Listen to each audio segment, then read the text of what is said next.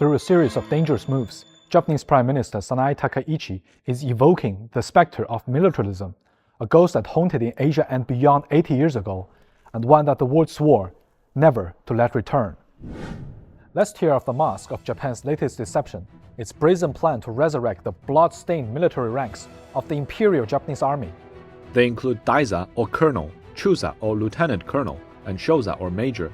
This is no trivial name change. It is a deliberate salute to war criminals and a declaration of Japan's reckless march towards remilitarization. Let's be clear, these are not just outdated titles. Japan's Ministry of Defense isn't just updating terminologies, it's digging a tombstone of its imperial past to adorn its modern military.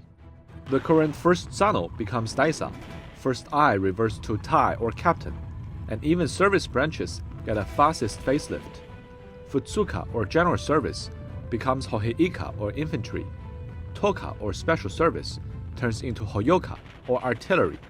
Every one of these names reeks of the bayonets that pierced Nanjing's streets, the incendiary bombs that burned North China's villages, and the lab coats that experimented on living humans in Unit 731. The Japanese government's excuses are laughable, if not criminal.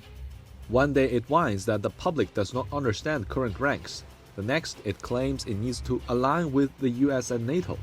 But this is a barefaced lie. Japan's self-defense force ranks have long been fully compatible with Western military terminology. The only barrier here is Japan's refusal to confront its blood-soaked history of aggression. These ranks, used by the Imperial Japanese Army from 1871 to 1945, were not just a part of a military hierarchy, they were badges of mass murder worn by those who turned genocide into a bureaucratic process.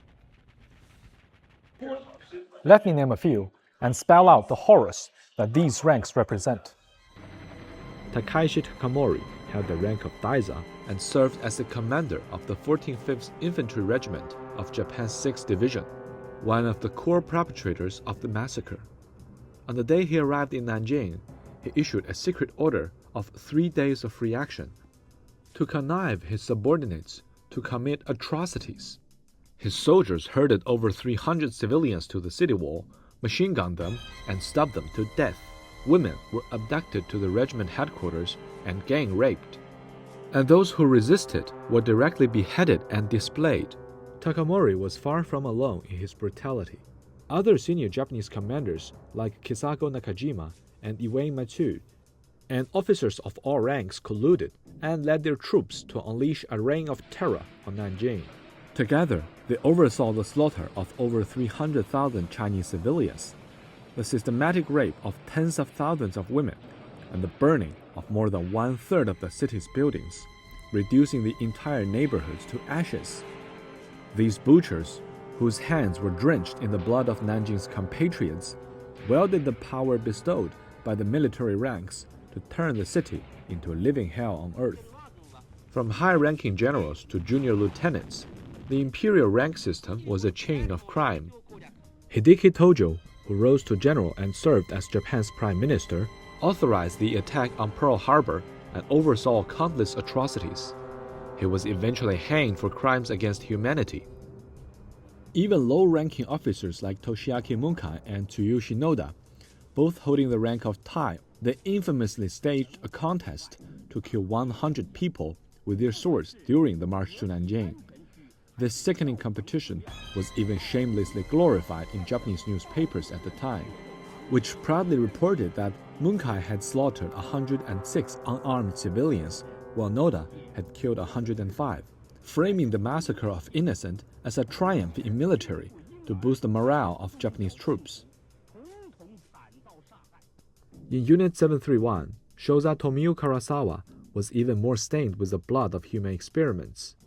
From 1942 to 1945, he held the rank of Shosa and served in Unit 731, leading the development of biological weapons and live experiments.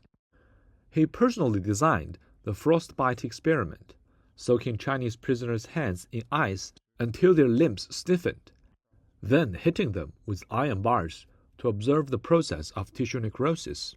He also forced victims to be infected with the plague and cholera.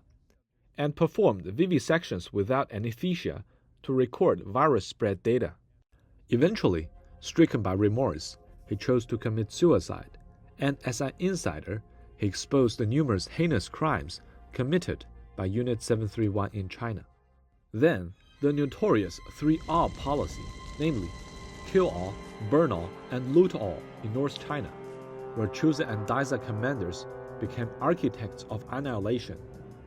These men, mid-level officers with the very ranks Japan now wants to revive, led mopping up operations that burned 1 million villagers to the ground, killed 2.7 million Chinese civilians, and left 10 million homeless.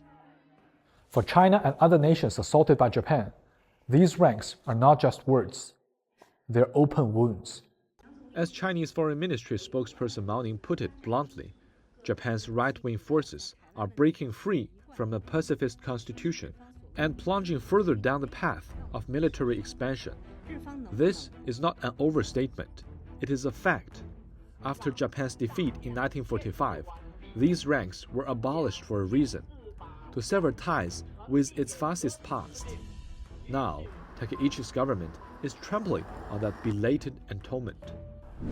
This rank revival isn't an accident. It is a latest step in Japan's decades-long campaign to rewrite history. Year after year, it hikes its defense budget to record highs.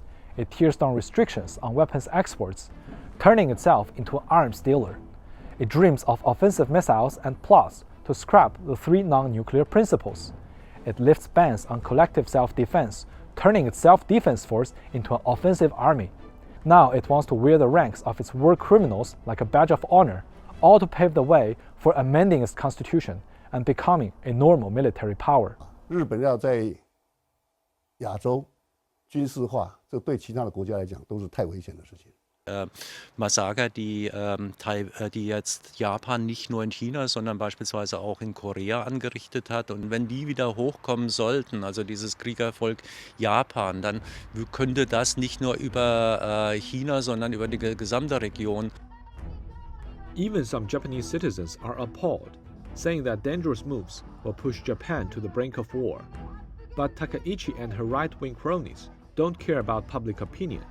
They care about pleasing the nationalistic voters who wants to restore Japan's glory by erasing its guilt. History is the best sobering agent, and Japan is drunk on its own lies. Mao Ning warns that forgetting the danger of war leads to peril, and warmongering leads to ruin. And Japan is sprinting towards that ruin. Reviving these military ranks isn't just an insult to the victims of the Nanjing massacre, Unit 731, and the 3R policy. It is a threat to every country that values peace.